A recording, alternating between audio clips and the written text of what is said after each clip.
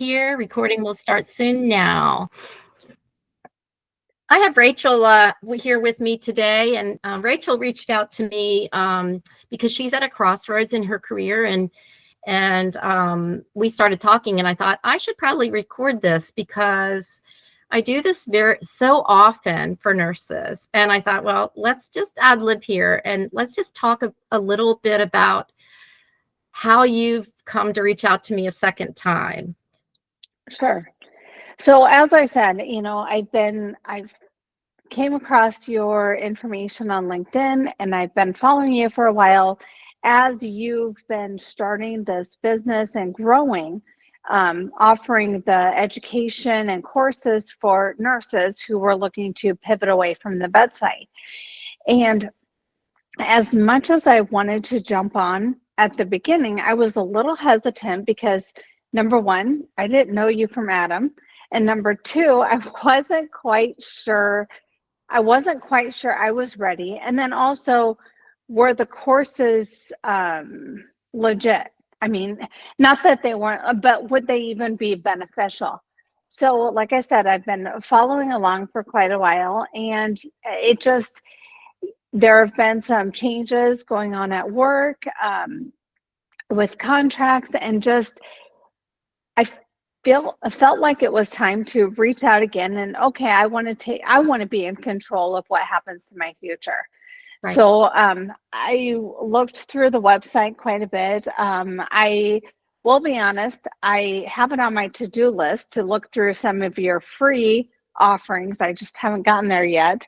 That's okay. But I noticed you had the consulting or the patient advocacy track, and I'm very interested in both, but I didn't know which would be most beneficial, or should I do one first and then the other, or do them both at the same time?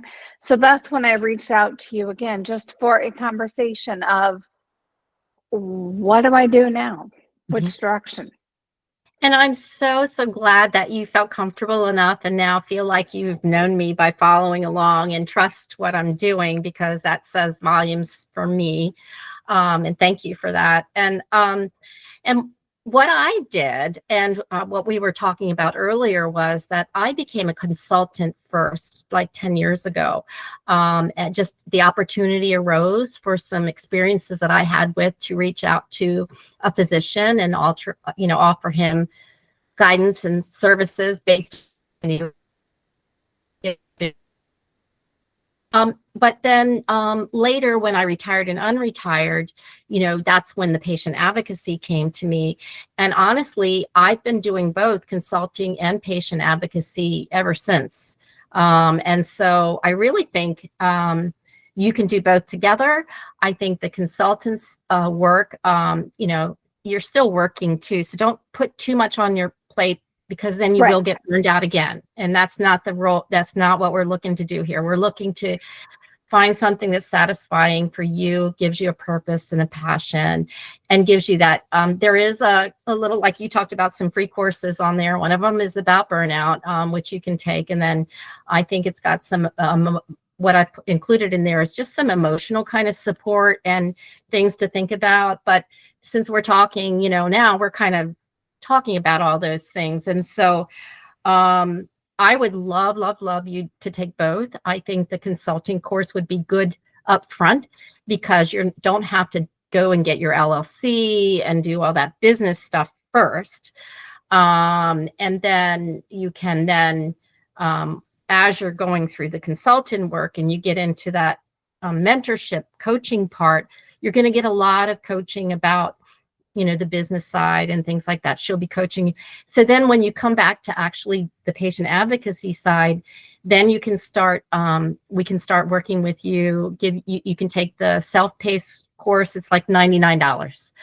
So I've cut it 70%, because I want the purpose of this platform is not about the high cost. It's more about volume and the people, how many nurses that I can help.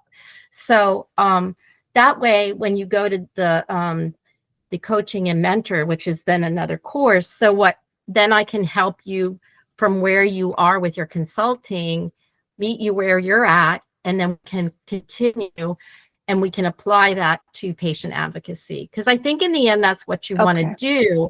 But in the meantime, what you said to me was you don't want to be caught, with everything up in the air and politically and everything else, contracts being, cut, that to have that ability to pivot again and pivot to with a goal of patient advocacy.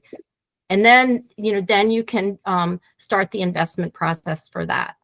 So we'll take this off screen now, but when we'll discuss how this plan is going to happen. And I would love to follow along with you as you go through this, maybe meet up with you as you're going through this process, and what you're feeling, what's emotionally going on with you, as well as how you're making this work for your life.